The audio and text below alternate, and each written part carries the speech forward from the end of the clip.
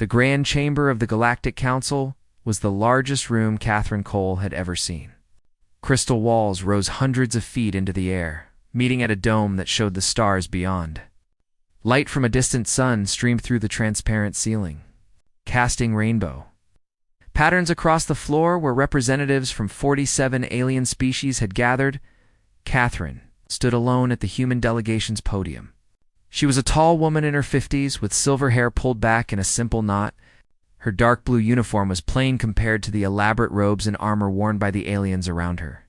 She looked small in this vast space, surrounded by beings who had traveled the stars for thousands of years before humans had even invented fire. But Catherine Cole was not afraid. She had been waiting for this day for a very long time. High Chancellor Voreth of the Kathrani Dominion rose from his elevated throne at the center of the chamber. He was an impressive creature, standing nearly 8 feet tall, with dark green scales covering his entire body. For muscular arms extended from his broad shoulders, and his yellow eyes held nothing but contempt as he looked down at the human ambassador. "Humanity has been tolerated within this council," Barath announced. His voice was a harsh hiss that the translator device rendered into cold mechanical English. "We welcomed your primitive species into the galactic community. We shared our knowledge. We gave you access to the relay network that connects all civilized worlds." Catherine listened without expression. Around her, she could feel the hostility radiating from the assembled aliens. The Vosari delegation, tall and thin with pale blue skin, watched her with undisguised hatred. The Melthery squat creatures covered in thick brown fur growled softly among themselves. Even the usually neutral Erinthians, bird-like beings with beautiful feathered crests, seemed uncomfortable. "But your species has abused our generosity," Vorath continued, spreading all forearms wide. "You expand beyond your designated zones. You trade with sectors that have been forbidden. You harbor refugees from species that are under sanction. You develop weapons that violate our treaties." Catherine remained silent. Everything the High Chancellor said was true, technically. Humanity had broken many rules over the past 3 centuries. But those rules had been designed to keep humans weak, contained, and dependent on the Council's goodwill. "The Galactic Council has voted," Vorath declared, his voice rising with triumph.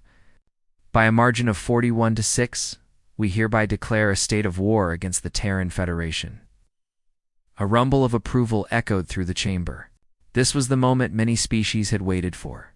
Humanity had grown too quickly, become too confident. It was time to remind them of their place in the galaxy.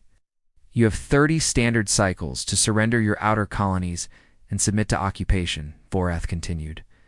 "Your fleet will be dismantled. Your shipyards will be destroyed. Your worlds will accept council governors to oversee your development. Resist, and you will face the combined military might of 41 species. The choice is yours." Vorath sat back on his throne, clearly expecting tears, pleas for mercy, or perhaps angry defiance from the human ambassador. What he did not expect was what actually happened. Catherine Cole looked up at the High Chancellor, and she smiled.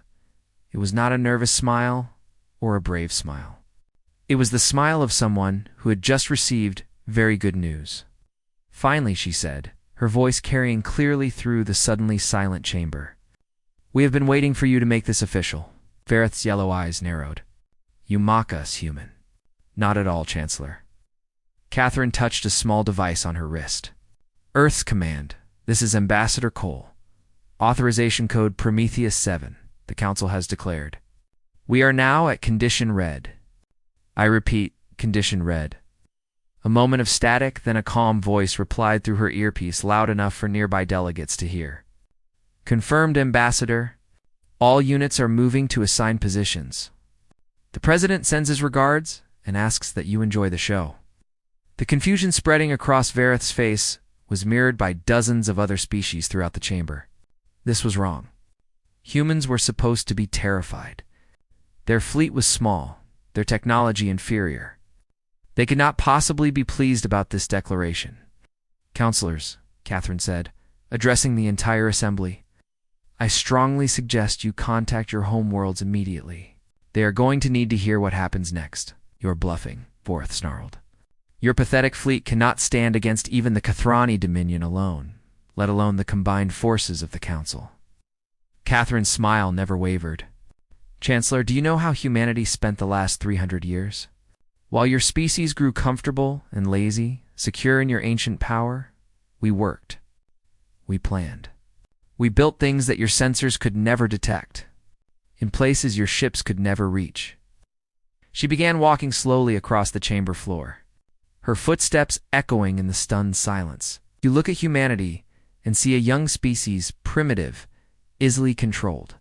That is exactly what we wanted you to see. Every time your inspectors visited our worlds, we showed them obsolete factories and outdated ships. Every time your spies infiltrated our government, we fed them false information about our true capabilities." Catherine stopped in the center of the chamber and turned in a slow circle, meeting the eyes of every delegation. "The truth is, we have been preparing for this war since the day we first met your kind. We knew that eventually the Council would try to destroy us. It is what powerful civilizations always do to rising ones. So we prepared, quietly, patiently, for 300 years. Vorth rose from his throne, his forehands clenched into fists. "You expect us to believe that humans have somehow built a military force capable of challenging the entire galaxy? Impossible. We have monitored your every move. You have monitored what we allowed you to monitor," Catherine replied. "Nothing more." A soft chime sounded from multiple devices around the chamber. Delegates began checking their communicators, and Catherine watched as expressions of confusion turned to shock, then fear. The Vosari ambassador was the first to speak, his translator rendering his words in a trembling voice. "The Third Fleet, our entire Third Fleet, has been disabled. Every ship. They report weapons they have never seen, vessels that appeared from nowhere." Similar reports began flooding in from other delegations. The Melthari Border Patrol had been surrounded by human ships that had somehow bypassed all their sensor nets. The Cathronia Advance Force near Arcturus had been destroyed in less than an hour by a single. Vorth stared at Catherine with new eyes. For the first time, there was something other than contempt in his expression. There was fear. "What have you done?" he whispered. Catherine Cole straightened her uniform and walked back toward the human delegation's podium. "We have done what humanity has always done, Chancellor. We have survived. We have adapted. We have overcome." She paused at the door of the chamber and looked back one final time. "You wanted a war with Earth. Congratulations, you have one. I suggest you spend the next 30 cycles not preparing to occupy our worlds, but figuring out how to defend your own." And with that, Ambassador Catherine Cole walked out of the Galactic Council chamber. Leaving chaos in her wake, the war had begun, and humanity was ready deep beneath the frozen surface of Europa. One of the moons of Jupiter, Admiral Daniel Hayes, stood in a command center that officially did not exist. The room was carved from solid ice and reinforced with metals that no Council scientist had ever analyzed. Screens covered every wall, showing real-time data from thousands of sources across the galaxy. Daniel was a big man with gray hair and a face. Weathered by decades of stress and responsibility, he had spent his entire adult life preparing for this moment, training officers, designing battle strategies, and keeping the greatest secret in human history. "Admiral, all shadow fleets are reporting combat ready," said Commander Lisa Grant, his chief tactical officer. She was young, barely 40, but her eyes held the same determination that burned in every human officer. "The Veil Protocol is fully active. Council sensors show no detection of our positions." Daniel nodded slowly, his eyes fixed on the central display. It showed the entire galaxy, with human territory marked in blue and Council space in red. For 3 centuries, that blue section had remained small, contained. Exactly as the aliens wanted, that was about to change. "Show me the Kathrani main fleet," Daniel ordered. The display shifted to reveal a massive armada gathering near the Arcturus relay point. Over 8,000 warships, each one bristling with weapons. Each one crewed by warriors who believed they were about to crush a helpless enemy. The pride of the Kathroni Dominion, the most feared military force in the known galaxy. They are bringing everything, Lisa observed quietly. They want this to be over quickly. They will get quick, Daniel replied. Just not the kind they are expecting. He turned to face the officers assembled around the command center. These men and women represented the true leadership of Earth's military. People who had trained in secret, who had never appeared on any official roster, who had dedicated their lives to a war they knew was coming. Today we reveal ourselves, Daniel said, his voice carrying easily through the room. Today the galaxy learns what humanity is truly capable of. Signal Admiral Patricia Reeves. She has. NG engagement. Tell her she may begin when ready, in the darkness between stars. In the vast empty spaces where no sensors reached and no ships traveled, something stirred. The Terran Shadow Navy had been built over 2 centuries in locations so remote that light itself took years to reach them. Hidden shipyards carved into rogue asteroids drifting between star systems. Construction facilities buried in the hearts of gas giants where no alien probe could survive. Manufacturing plants on dead worlds in sectors that the Council had declared worthless and forgotten. 50,000 warships powered up their engines simultaneously. Each vessel was equipped with technology that humanity had never revealed. Systems reverse-engineered from ancient ruins discovered deep beneath the surface of Mars. Ruins that predated human civilization by millions of years. Admiral Patricia Reeves stood on the bridge of the carrier Endeavour, watching her fleet come alive around her. She was a small woman with gray-streaked brown hair and calm eyes that had seen 30 years of simulated warfare. Every battle, every scenario, every possible situation had been practiced and perfected. Now, it was time to do it for real. All ships. This is Admiral Reeves, she announced over the fleet-wide channel. 2 centuries of patience ends today. The galaxy wanted to see what humanity could do. Let us show them. The first target was the Kethrani Third Fleet. 600 warships assigned to secure the human colony at Tau Ceti. The Kethrani commander, a veteran warrior named Garath, had positioned his forces in a standard blockade formation. Confident that no human force could challenge him, he was reviewing attack plans in his quarters when the alerts began. Commander, we are detecting unknown vessels emerging from everywhere, his sensor officer reported, voice shaking. Count is. This cannot be right. Count is over 2,000 ships. Goroth rushed to the bridge, his forearms working the controls of his command chair as he settled into place. The tactical display showed his fleet surrounded by human vessels that had somehow appeared without warning. They were sleek and angular, their hulls covered in materials that seemed to absorb light rather than reflect it. All ships, raise shields, and prepare to engage, Goroth ordered. They may have surprised us, but our technology is superior. We will destroy them. The Kethrani fleet opened fire. Thousands of plasma bolts and missile salvos streaked toward the human vessels. None of them hit. The human ships moved in ways that physics should not allow, sliding between attacks as if they knew where each shot would land before it was fired. And then they returned fire. Beams of pure white light lanced out from the human vessels. They did not splash against Kethrani's shields. They passed through them as if they did not exist, cutting through hull plating and armor like a hot knife through paper in the span of 10 minutes. Every Kethrani ship in the fleet was disabled, not destroyed, but crippled beyond repair. Engines dead, weapons offline, life support barely functioning. Commander Goroth sat in his command chair, staring at the tactical display that now showed nothing but drifting wreckage where his proud fleet had once been. A human face appeared on his communication screen, a young officer with a pleasant smile. Commander Goroth, this is Captain Samuel Drake of the Terran destroyer Liberty. Your fleet has been neutralized. Medical vessels are on the way to assist with casualties. Please do not attempt repairs or you will be fired upon again. Goroth found his voice with difficulty. How? How is this possible? Your weapons. Your ships. Commander, I suggest you contact High Chancellor Vorith, Drake replied calmly.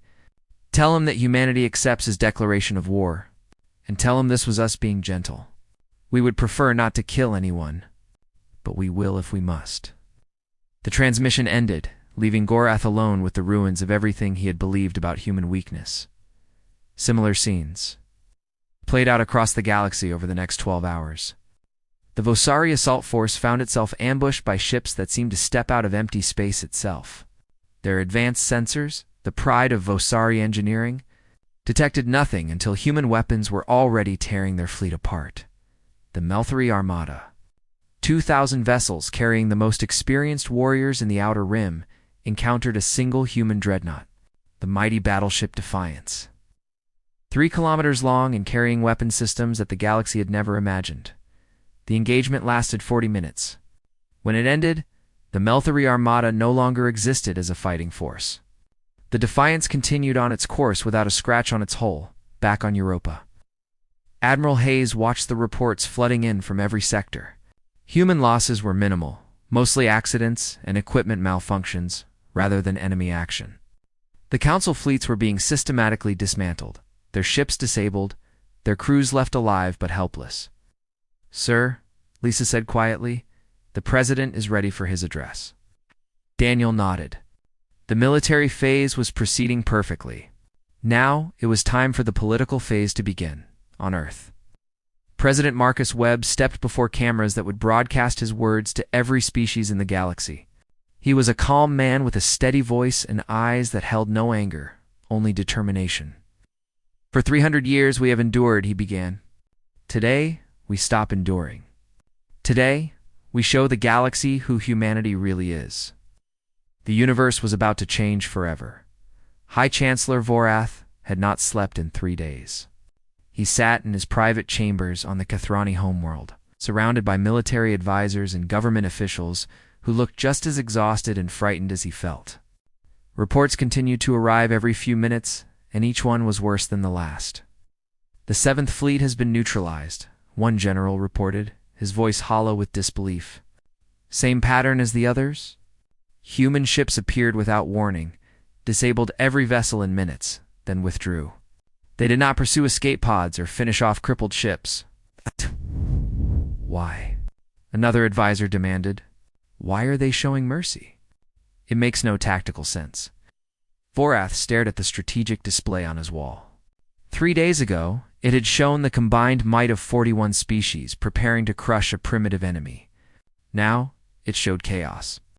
Human fleets moving freely through Council space, striking wherever they wished, destroying shipyards and military installations, but carefully avoiding civilian targets.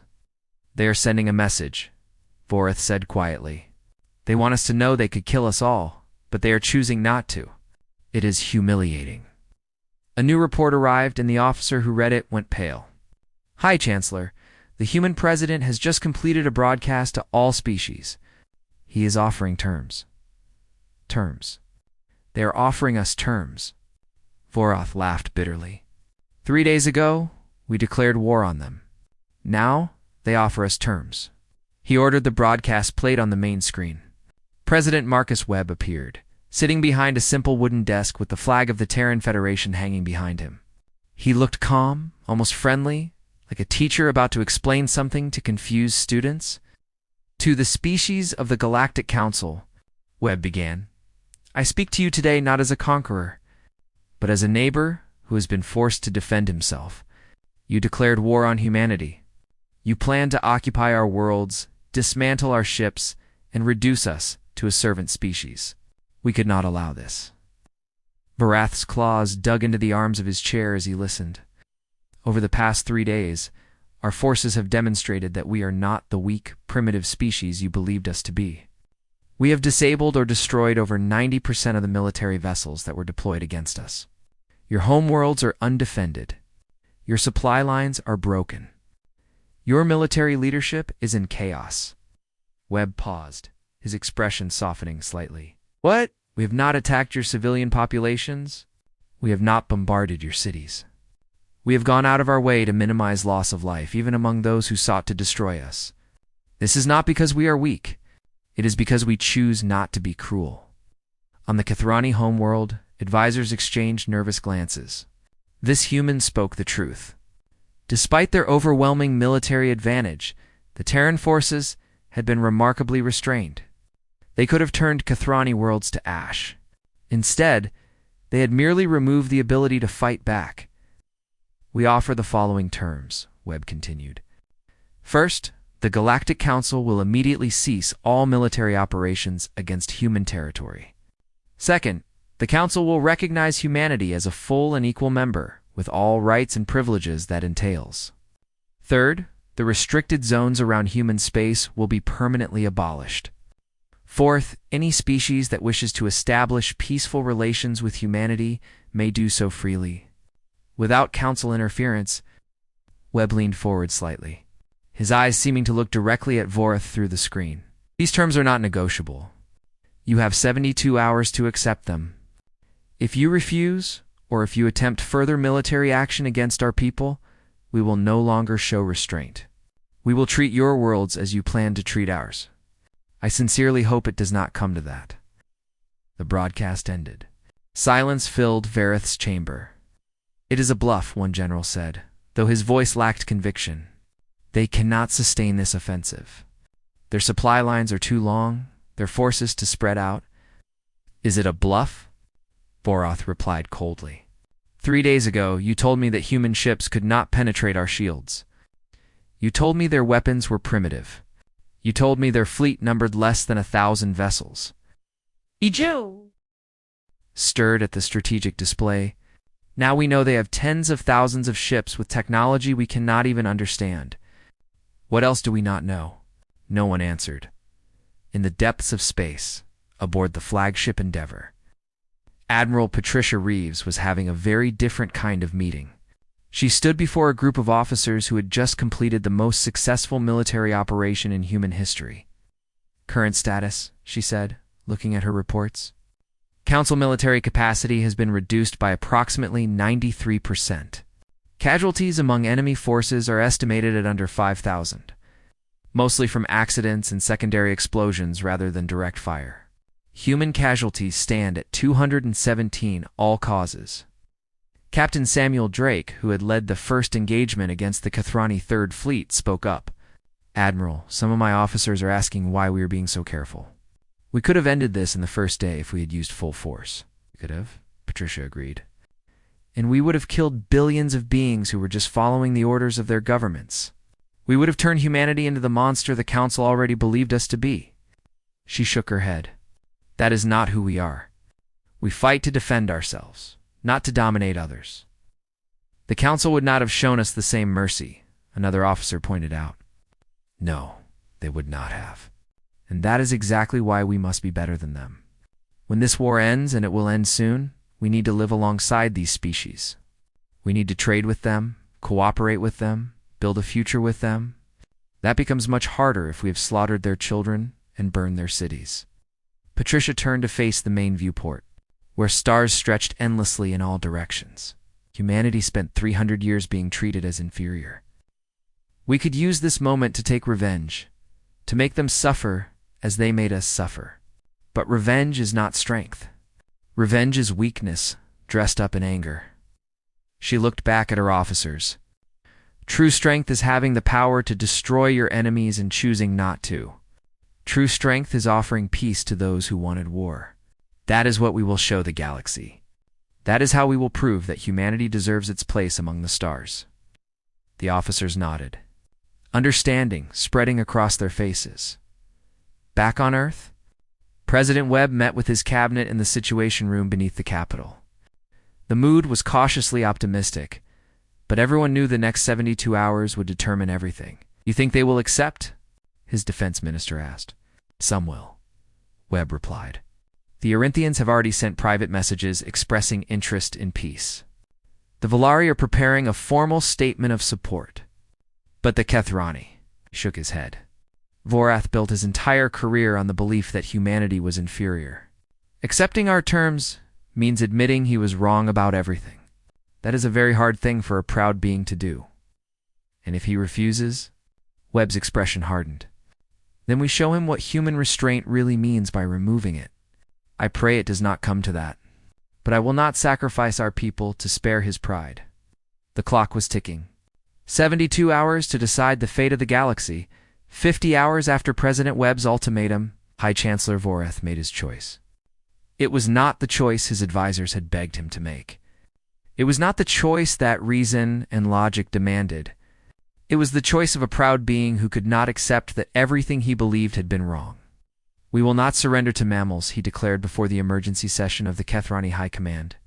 "We will not bow to creatures who were living in caves when our ancestors built empires among the stars.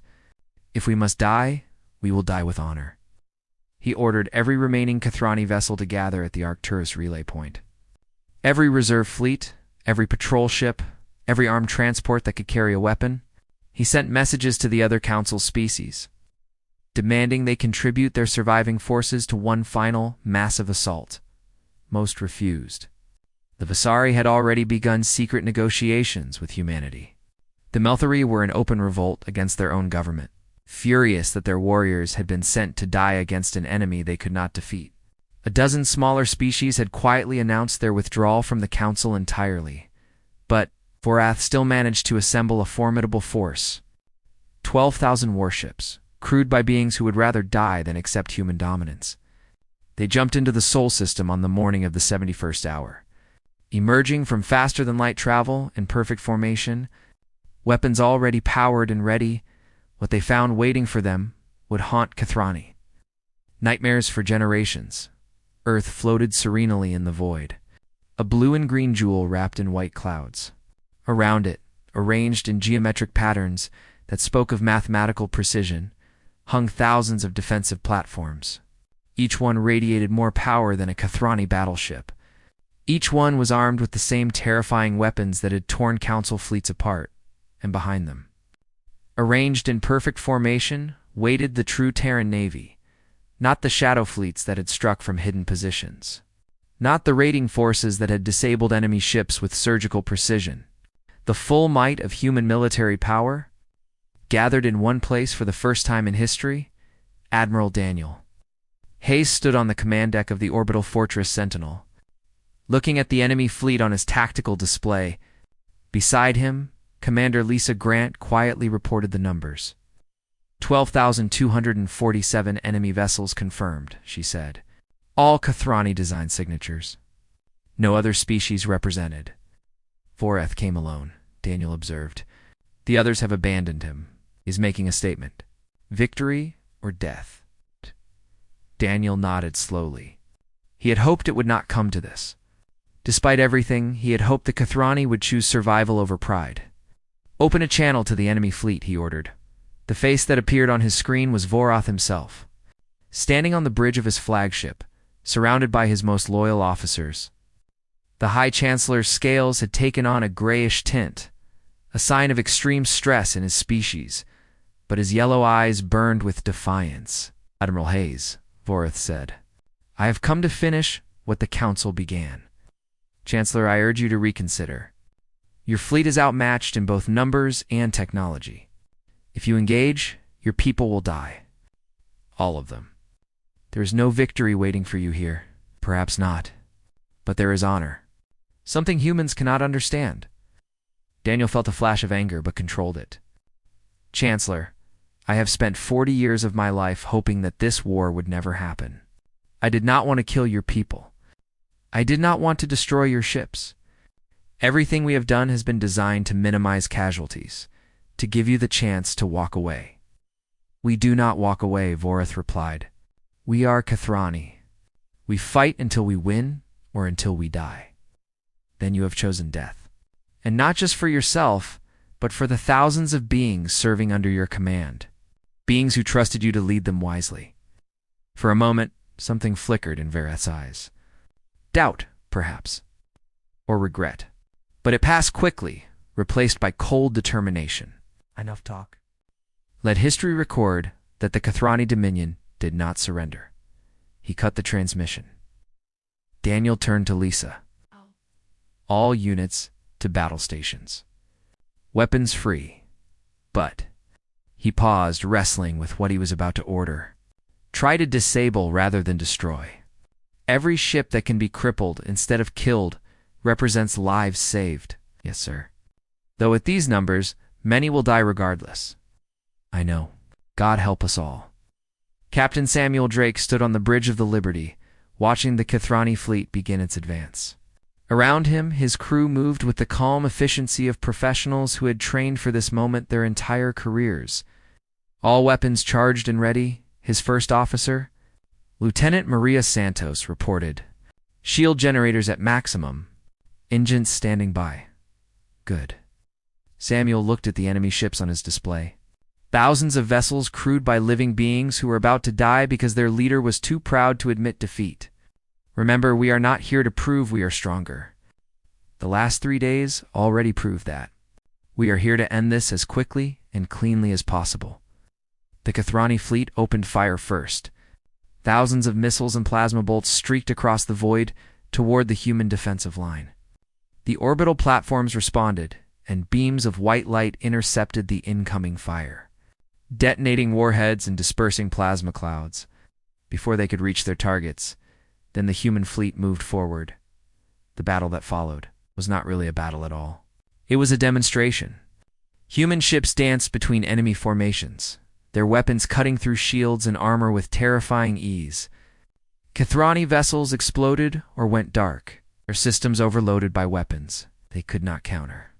Vorath watched from his flagship as his fleet was systematically destroyed. Ship after ship vanished from his tactical display. Brave captains who had served him for decades died in seconds, their final transmissions cut short by human weapons. "High Chancellor, we must withdraw," one of his officers pleaded. "We can jump to hyperspace, regroup, find another way." "There is no other way," Vorath replied quietly. He watched as a human dreadnought, the massive Defiance, carved through an entire wing of his fleet without slowing down. There was never another way. I was just too blind to see it. The flagship shuddered as enemy fire began striking its shields. Warning alarms screamed throughout the bridge as systems began failing. "Sir, our shields are down to 30%. Engine room reports critical damage. We cannot fight, and we cannot run." Vorath sat down heavily in his command chair. Around him, the bridge was filled with smoke and the cries of wounded officers. The tactical display showed less than 2,000 of his ships still functional, and that number was dropping rapidly. "Open a channel to the human commander," he said finally. The words tasted like ashes in his mouth.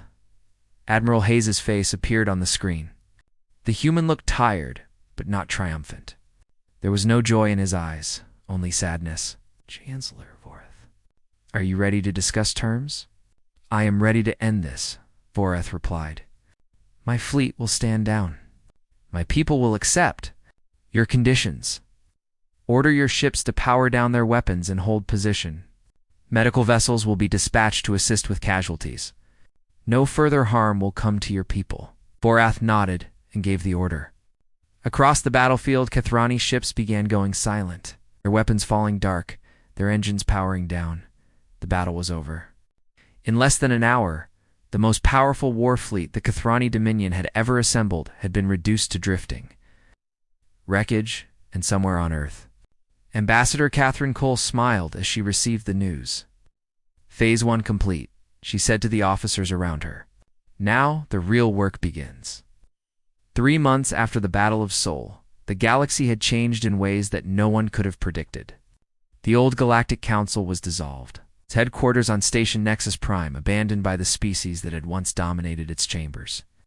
In its place, a new organization was forming, built on principles that had never existed in galactic politics: equality, cooperation, and mutual respect. The treaty negotiations had taken weeks.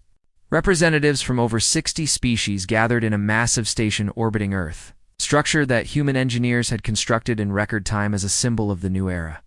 The station was named Unity, and it was unlike anything the galaxy had ever seen. Ambassador Catherine Cole walked through the corridors of Unity Station, nodding politely to delegates from a dozen different species. 3 months ago, many of these beings had wanted humanity destroyed. Now they treated her with a respect that bordered on fear. She did not enjoy their fear. That was not what humanity had fought for. The main conference chamber was filled when she arrived. Thousands of seats arranged in a great circle, with delegations from every species that had accepted the new order. At the center stood a podium where the treaty would be signed, and behind it hung the flags of every member world. President Marcus Webb was already there. Speaking quietly with Admiral Daniel Hayes and Admiral Patricia Reeves, they looked up as Catherine approached. "The Kathrani delegation has arrived," she reported. "Former High Chancellor Vorith is with them." Webb nodded slowly. How does he seem? Broken, but also, perhaps relieved? It is difficult to say. His species does not express emotion the way we do. He led his people into a war he could not win, and watched thousands of them die because of his pride. That would break anyone, Webb sighed. Bring him in. It is time. The Kathrani delegation entered the chamber, and a hush fell over the assembled species. Voreth walked at the front, his forearms hanging loosely at his sides, his yellow eyes fixed on the floor. He was no longer High Chancellor. That title had been stripped from him by his own people, who had overthrown his government within days of the battle. Now he was simply Delegate Vorath, a representative like any other. He approached the central podium and stopped before President Webb. For a long moment, the two beings simply looked at each other. The human who had shattered Kathrani pride, and the alien who had tried to destroy humanity. "Delegate Voreth," Webb said formally. "The Terran Federation welcomes the Kathrani Dominion to the Unity Council. We hope this marks the beginning of a new relationship between our peoples." Vorath's voice was quiet when he replied, "President Webb, my people have authorized me to sign the Treaty of Unity on their behalf. We accept all terms. We acknowledge humanity as our equals. He paused, struggling with words that went against everything he had ever believed. "We apologize for the war we declared. It was unjust. It was based on lies we told ourselves about your species." Webb extended his hand in the human gesture of friendship. Voreth looked at it for a moment, then reached out with one of his own hands and clasped it. "The past is the past, Delegate. What matters now is the future we build together." Around the chamber, delegates began to applaud. Not all of them, but many. Species that had been enemies for centuries now found themselves united by a common desire to move forward. Catherine took her place at the podium as the formal ceremony began. One by one, representatives from each species came forward to sign the treaty. The Valari signed eagerly, their feathered crests bright with excitement. The Arinthians added their elegant script with obvious relief. Even the Meltheri, who had lost so much in the brief war, pressed their paw prints to the document with something like hope in their small eyes. When the last signature was added, Catherine addressed the assembly. "Some of you are wondering how this happened," she began, her voice carrying clearly through the silent chamber. "How a species that has only traveled the stars for 4 centuries could humble empires that have existed now for thousands of years. How humanity, which you dismissed as primitive and weak, could defeat the combined military might of the galaxy." She walked slowly across the floor, meeting the eyes of delegates from dozens of worlds. "The answer is not our weapons or our ships, though those certainly played their part. The answer is simpler than that. We never forgot what it meant to struggle." She stopped in the center of the chamber, looking up at the assembled species. "While your civilizations grew comfortable and secure, we remembered what it was to be small, to be afraid, to fight for every scrap of progress. We built our strength not in spite of our challenges, but because of them. Every obstacle you placed in our path only made us stronger. Every restriction only made us more determined." Vorath listened with his head bowed. He had underestimated humanity in every possible way. They had seemed so eager to please, so willing to accept their inferior position. He had never imagined it was all a mask. "But strength alone is not enough to build a civilization that lasts," Catherine continued. "Strength without wisdom becomes tyranny. Power without mercy becomes cruelty. That is why we chose to show restraint in our victory. That is why we offered peace instead of demanding surrender." She returned to the human delegations area, where Admiral Hayes and Admiral Reeves stood watching with quiet pride. "We do not want to rule the galaxy. We never did. We want to be part of it, as equals, contributing our strengths while learning from yours. We want to explore the stars together, to solve problems together, to build something greater than any single species could achieve alone." Catherine turned back to face the assembly. One final time, Galactic Council believed that the only way to deal with a rising species was to crush it. Before it became a threat, we believed differently. We believe that the galaxy is big enough for everyone. We believe that cooperation creates more prosperity than competition. We believe that every species, no matter how young or how old, has something valuable to offer. She straightened her uniform and smiled, the same smile she had worn in the old council chamber when the war was declared. Today, we sign a treaty. But a treaty is just words on a page. What matters is what comes after. Will we keep the promises we make here? Will we treat each other with respect and fairness? Will we choose the harder path of building trust instead of the easier path of falling back into old patterns? The chamber was utterly silent. Every being present understood the weight of this moment. Humanity extends its hand in friendship to every species willing to take it. The past does not have to determine the future. We can be better than we were. All of us, together. Catherine stepped back from the podium. President Webb moved forward to add his own signature to the treaty. And when his pen left the paper, a new era officially began. Outside the station, visible through the great windows of the conference chamber, Earth hung in the void, beautiful and blue, and finally free. Human ships patrolled alongside vessels from a dozen other species. No longer enemies, but partners in a galaxy that was learning to be different. Admiral Daniel Hayes stood at one of those windows. Watching the stars he had spent his life protecting, do you think it will last? Lisa Grant asked quietly, standing beside him. Maybe, maybe not. History is full of treaties that were broken and promises that were forgotten. He turned to look at her, and for the first time in years, there was genuine hope in his eyes.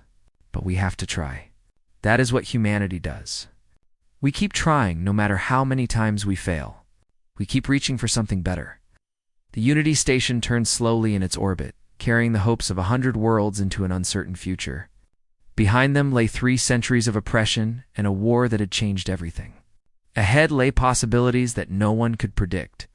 But for the first time in galactic history, those possibilities would be shaped by all species equally, including the small, stubborn, possibly determined mammals from the 3rd planet of an unremarkable yellow star.